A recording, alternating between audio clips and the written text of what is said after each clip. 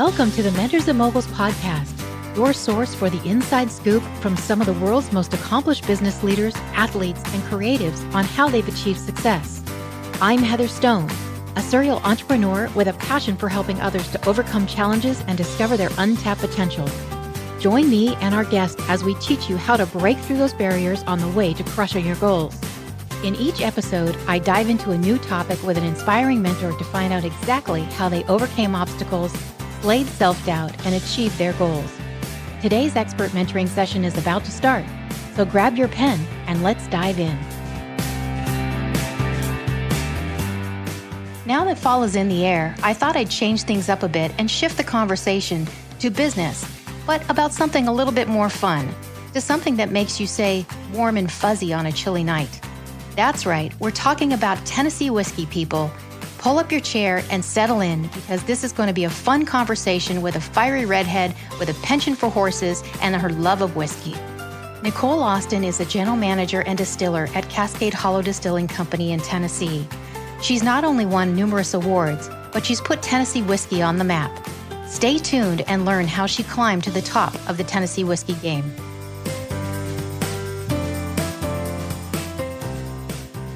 Today, I'm joined by Nicole Austin. She's a general manager and distiller of Cascade Hollow Distilling Company. Welcome, Nicole. Thanks for having me. I am so happy that you're here today.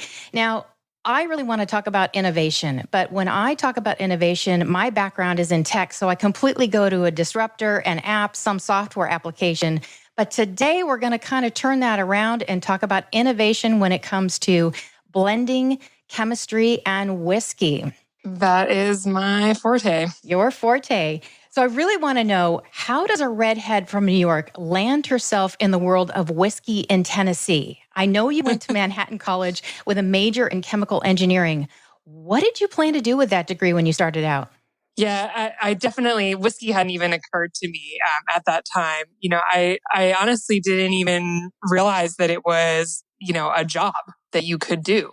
And like pay your bills with, that's not something that had occurred to me at all. I picked chemical engineering, honestly, mainly out of like looking, your high school guidance counselor has a meeting with you and, presents you the list of all the various majors and how much money they make out of college. And that was right at the top. And I was like, okay, I'm good at chemistry and math, I'll do that one.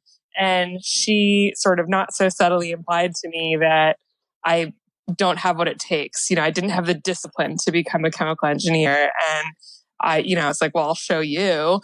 That spirit pretty much buoyed me through that entire degree. And then of course, you finish with it and realize that you have to actually now go get a job, which I admit I had not thought a ton about. And most chemical engineers go into like, oil and gas, pharmaceuticals, food actually is extremely common, like Kraft and Pepsi and all those places. And none of that really interested me. I didn't really feel like it was going to feed the soul. Right. So I chose to go into environmental engineering, and I ended up working for a really large, international environmental engineering company. And I naively thought that I was going to be like, the next Aaron Brockovich, fighting the good fight. It turns out that is not at all what that job entails. Environmental engineering in New York City is basically code for wastewater treatment. Huh. So I started working in wastewater treatment plants in New York City. That was my first career. Fascinating. Okay, any secrets that you learned that the public doesn't know that you think they should know about that? I did not see a single alligator. I think, if there's one thing that I would actually love for the public to know about wastewater treatment, it's that like everything that you drop down your drain does not just magically disappear. If you put like pharmaceuticals or things that you put down there have to go somewhere and they have to be managed by someone. And wastewater treatment plants are not perfect. They're very specific and they have one very specific purpose, and it's mainly around your pee. And everything else you put down there just ends up in a river. So, oh, yikes. Think. you know? Okay. All right. Well, there's a mental image we're talking about. Let's shift it to whiskey now, shall we? Yeah, it's a much more glamorous job that I have now. No mystery really why I chose to change careers, huh? That's right. That's right. Okay. So let's fast forward a little bit. Tell us about the story, maybe your light bulb moment. I think I heard that you were in a bar in Brooklyn when you figured out what might you do with that degree. Well, that's where all good ideas come to you, right? That's where you In the go bar. to contemplate your life and future.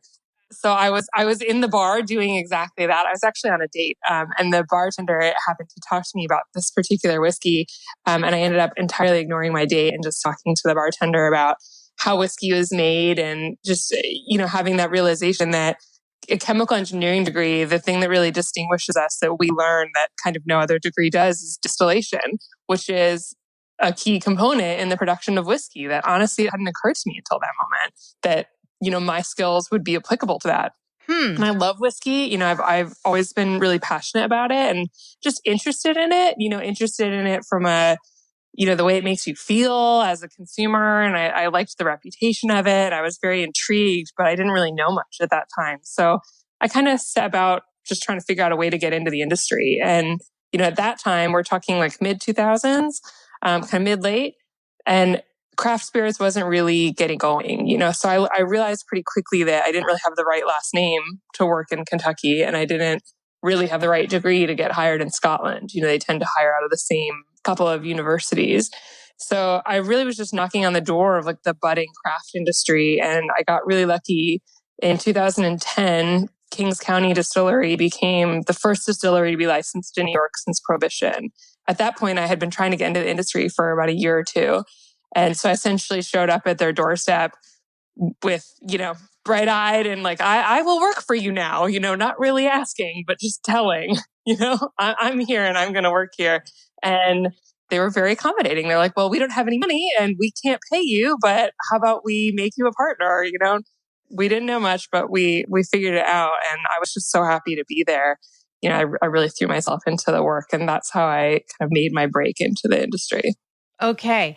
So number one, you're obviously quite tenacious because you hung in there. And number two, whatever happened to the date? Who knows? Lost.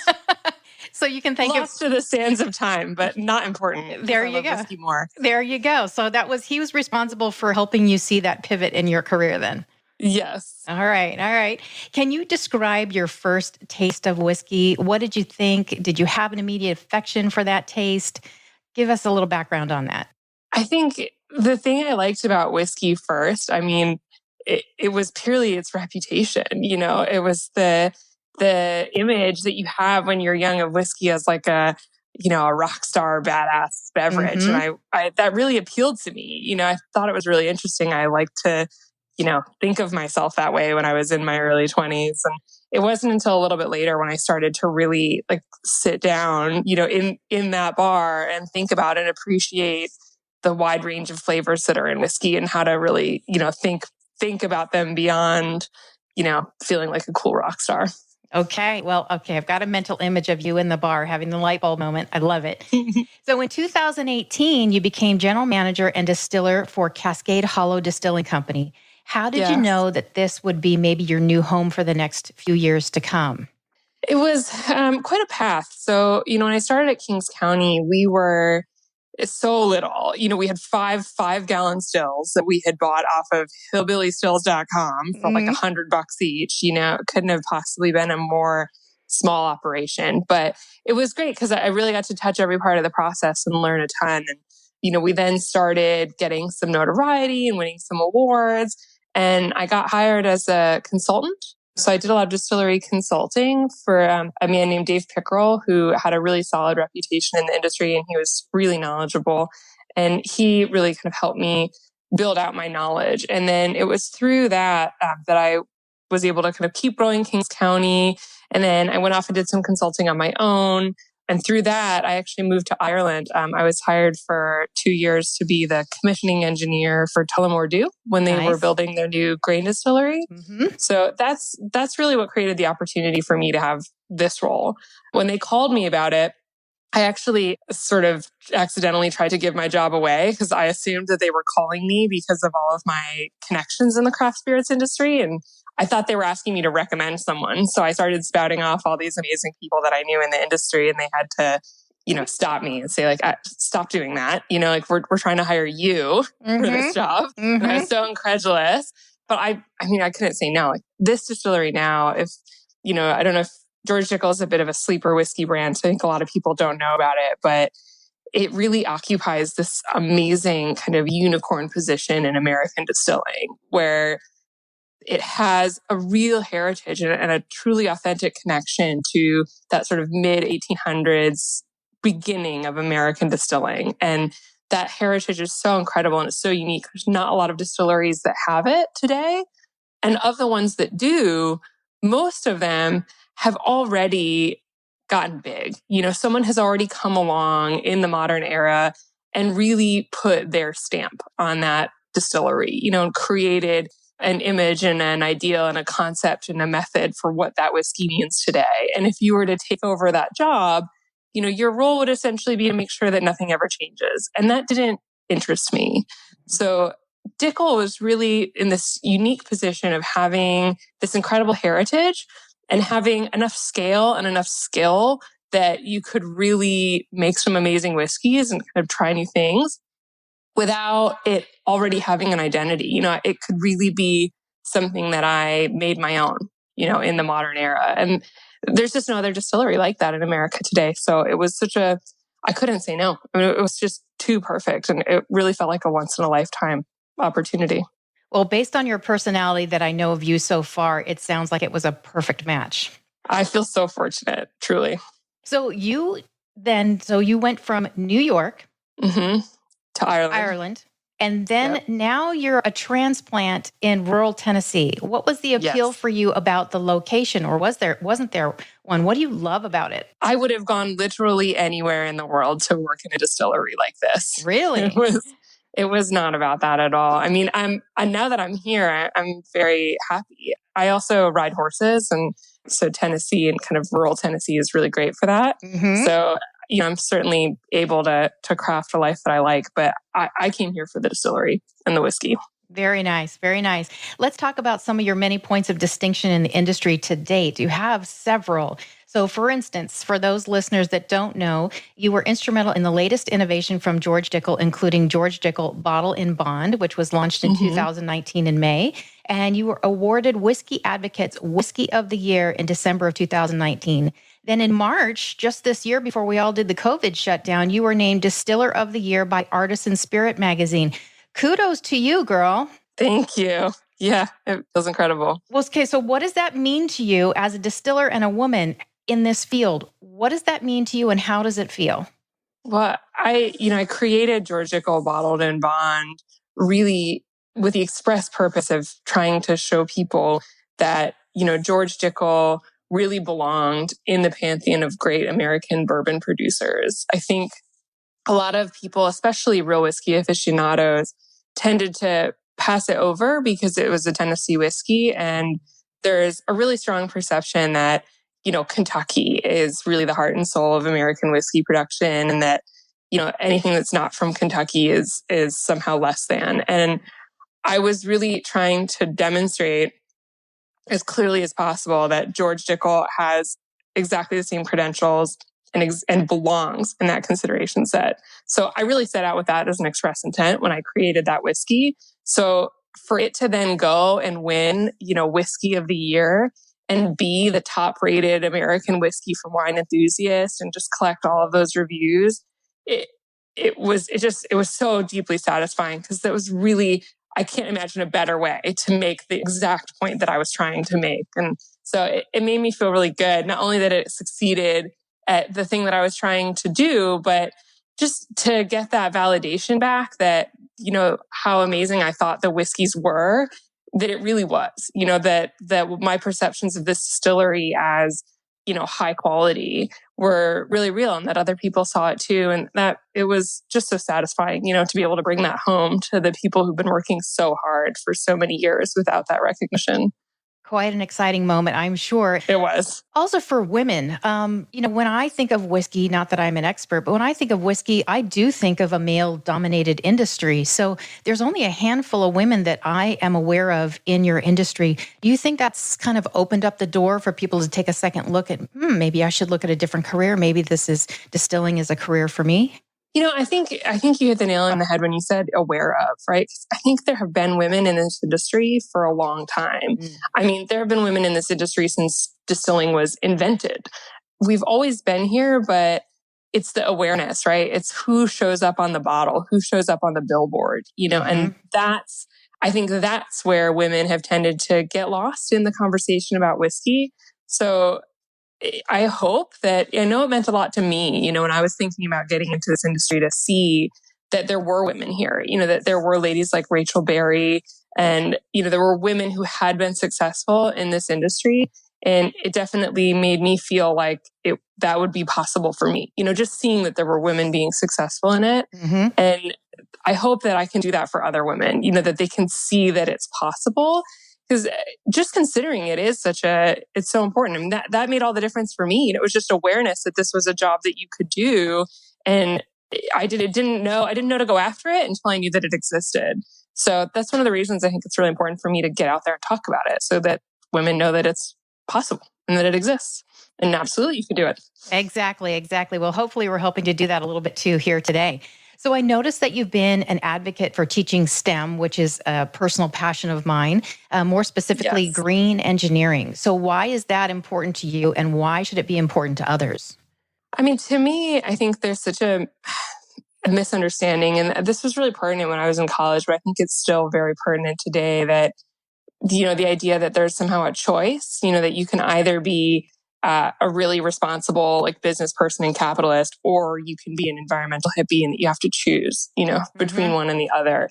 And I don't think that's true at all. I think, if you are a responsible and ethical business person, then sustainability is going to be critical, right? Your business has to be sustainable. And in whiskey in particular, we're always thinking long term. There's whiskey that I distill today that might not be sold for 10 or 20 years. And so we're always just naturally in this industry thinking in the long term, right? And so you need to think about, what condition is your community going to be in 10 or 20 years down the road? How clean is the water going to be that we use to make our whiskey?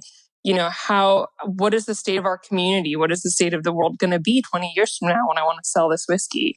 So it's just a really natural way for us to think. And I think it's hugely beneficial if more people think that way. We all are invested. If you're making something that you're selling to people, you want to make sure that there are people there to sell it to in the future. So, acting responsibly it's in everyone's best interest. And I think the more we can frame it that way, where it's just a natural thing that you always consider when you're making a business decision, I think the better off we're all going to be. Makes complete sense. Well, a lot of people that I talk to, entrepreneurs, always have a slant. It seems like this year more than ever, to be socially conscious and sustainable. So I think it's across the board, men and women are both interested in this, but I have to tell you that 90% of the women, the female entrepreneurs that I talk to, are interested in sustainability. It has to be a socially conscious product that they're going to put out there.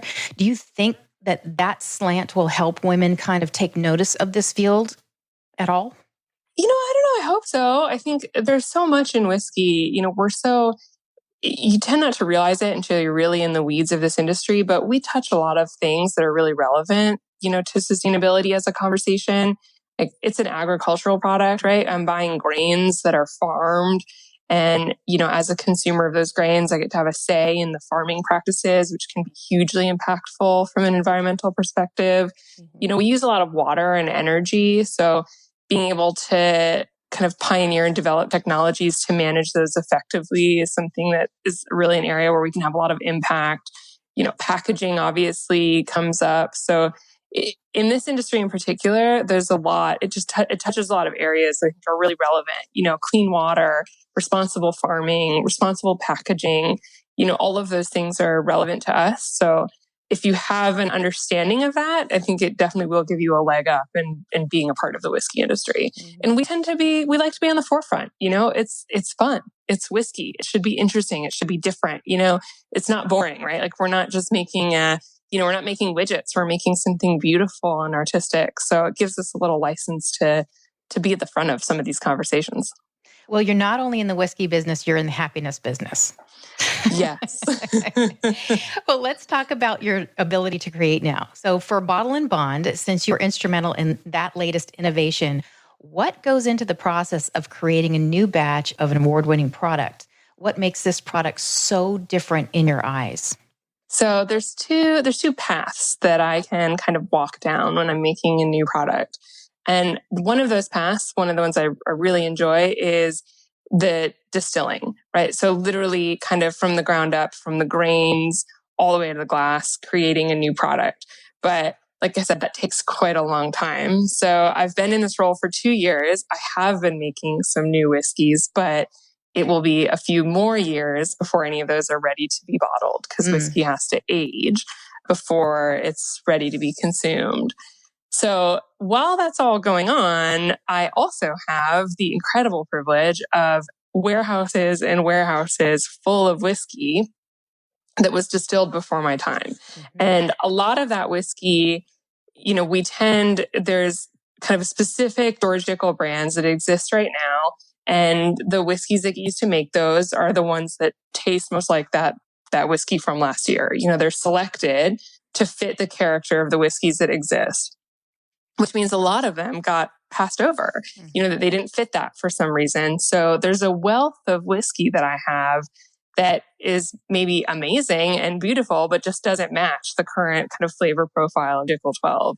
So I've been spending a lot of time going through those in order to think about what new things might I be able to create. And that's what Bottled and Bond was born out of. It was a desire to showcase some of those really amazing whiskeys. And so what I did to create that whiskey was what we refer to in the industry as blending, right? So you go in and select certain lots of whiskey, which is basically 1 day's worth of production.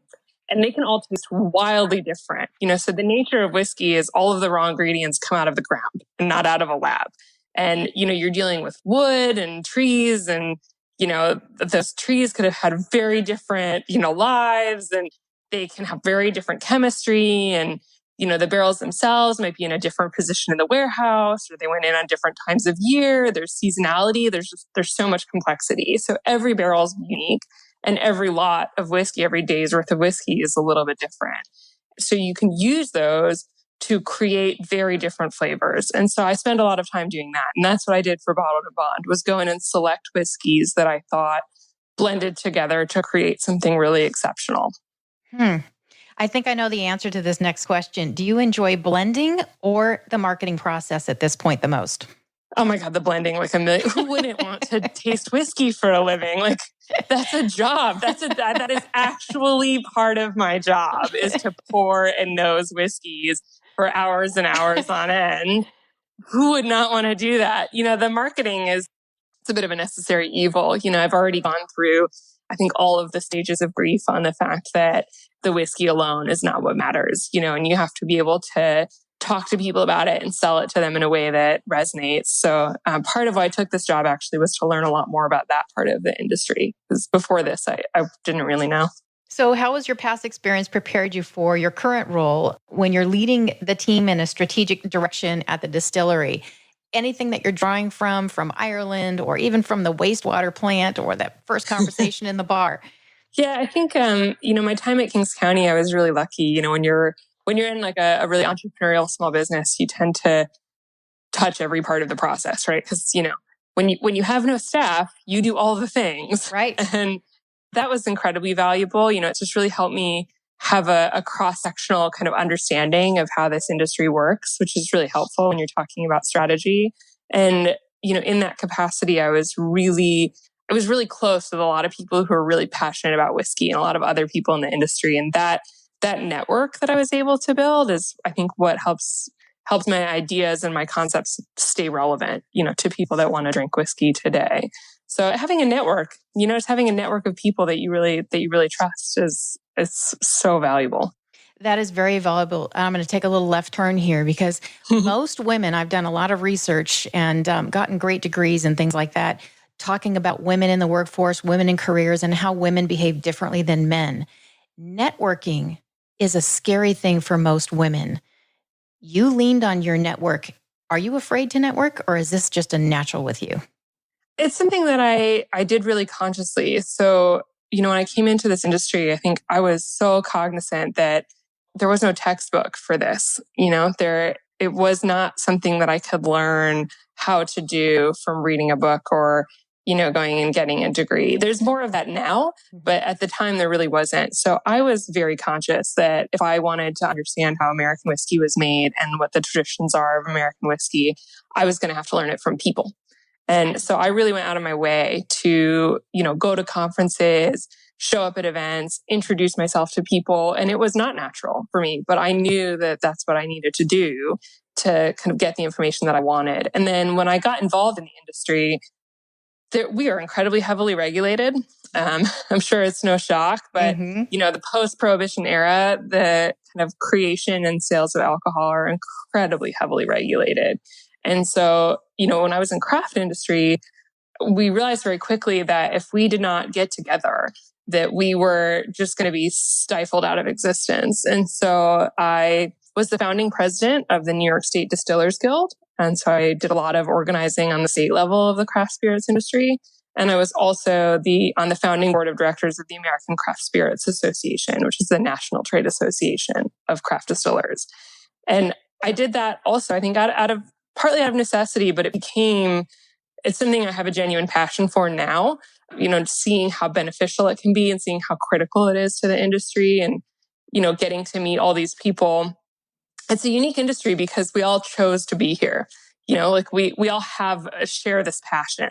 And so it makes for, I think, a really amazing group of humans and, really passionate and fun group of humans. And we all lean on each other now. So it wasn't natural for me at the beginning, but now the people that I know in this industry are such an integral part of my life. I can't imagine being without them.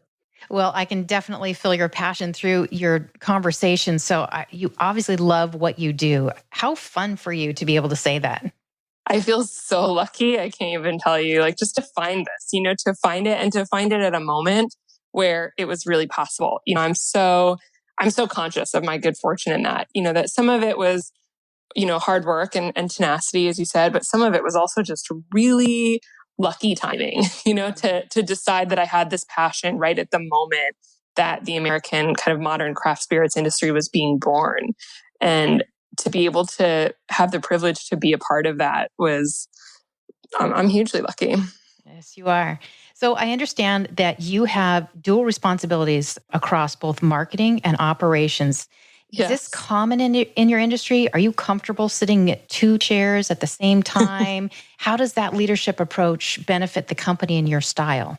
So it's extremely common in craft, as I said, because, you tend not to have really any staff. So you have to figure out the whole business. But I think it's incredibly uncommon at the bigger whiskey companies.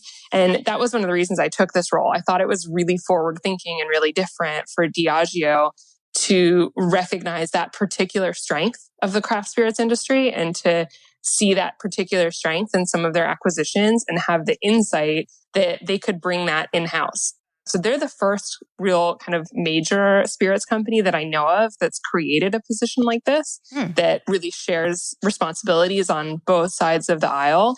And so I was really excited just because to me, that is incredibly beneficial. The disconnect sometimes between how the whiskey is made and how it's talked about is what can kind of seed that little bit of, inauthenticity sometimes. So I thought there was a lot to be gained from an approach like that. And so I was really interested in kind of being a test case and trying it out. And I think it has, and Bottled and Bond is probably a really good example of that. That was me knowing the whiskeys, being involved in the supply side, having tasted the whiskeys and having a really good understanding of what the distillery was capable of and, the value of what we had.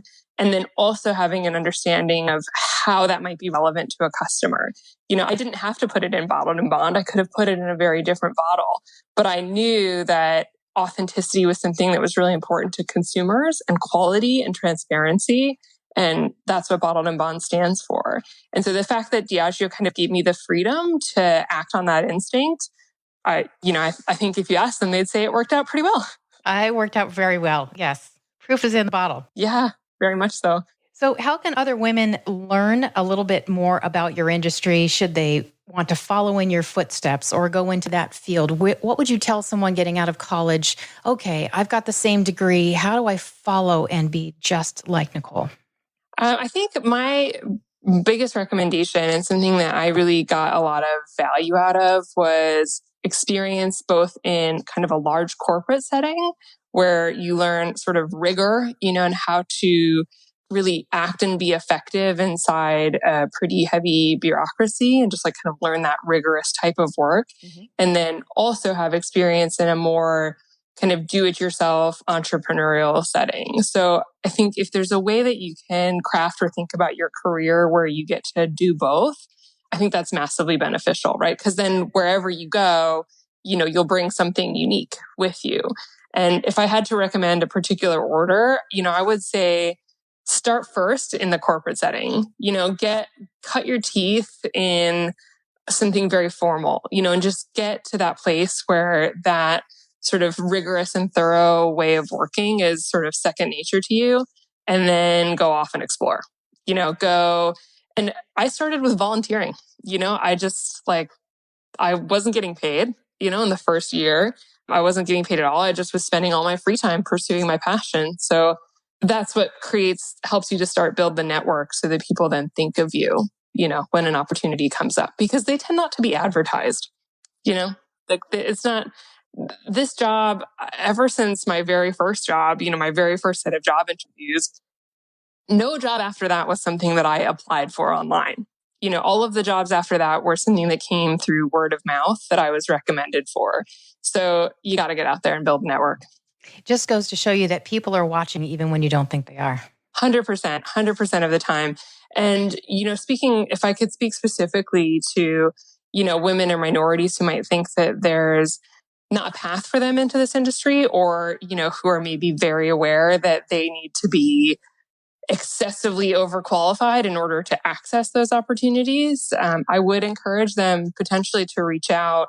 There's another colleague of mine, Fawn Weaver from Uncle Nearest, who has created a leadership acceleration program that is specifically targeted to help minorities get into this industry. And I am volunteering as a part of that. I'm doing some active formal mentorship as a part of that program. But I know it's fully funded. It exists. You can reach out and apply right now if you think you want to be a part of that. That is perfect. Well, thank you for sharing that. And we'll definitely put it out there on the Mentors and Moguls website as well, where people can click in and follow you and follow that and get involved in mentorship and learning. Yeah, absolutely. So I heard through the grapevine, and you said it at the top of the show, that you are quite an equestrian. So I am curious about your horse color. Is it the color of whiskey? And does it have a whiskey name? She actually sort of is the color of whiskey, but she came to me named.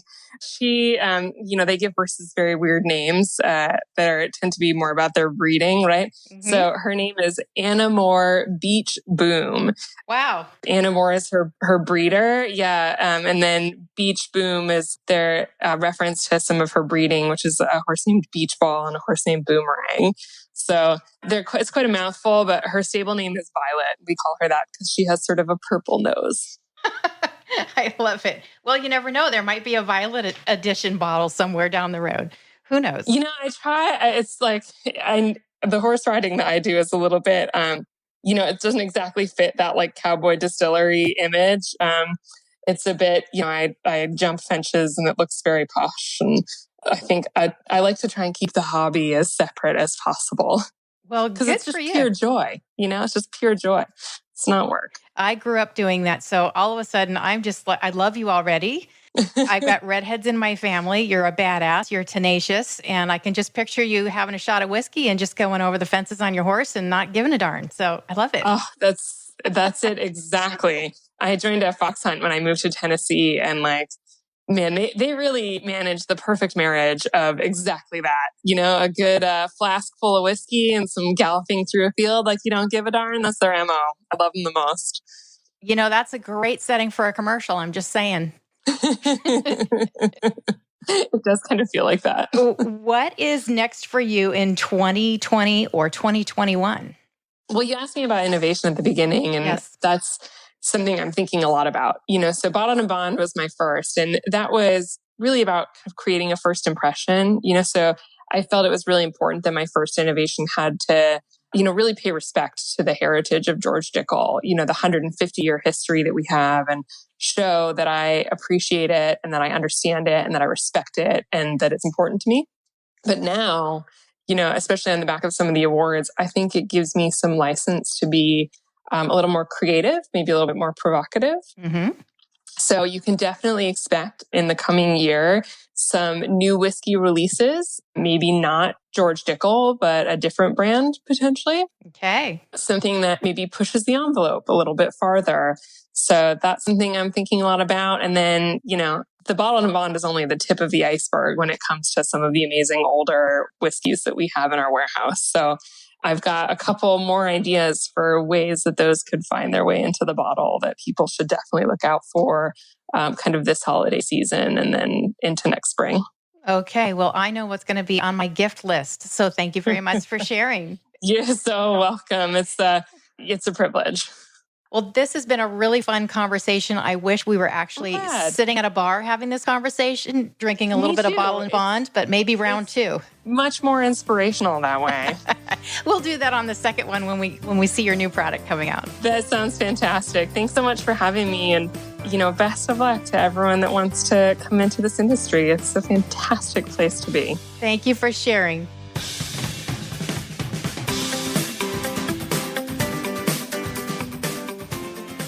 That's all for this week. Thank you for listening to the Mentors and Moguls podcast. If you enjoyed this episode, please take a minute to rate and review the Mentors and Moguls podcast wherever you listen to podcasts. You can find bonus video episodes at mentorsandmogulspodcast.com or check out our events page and our blog at heatherrstone.com. Until next time, make it a great day.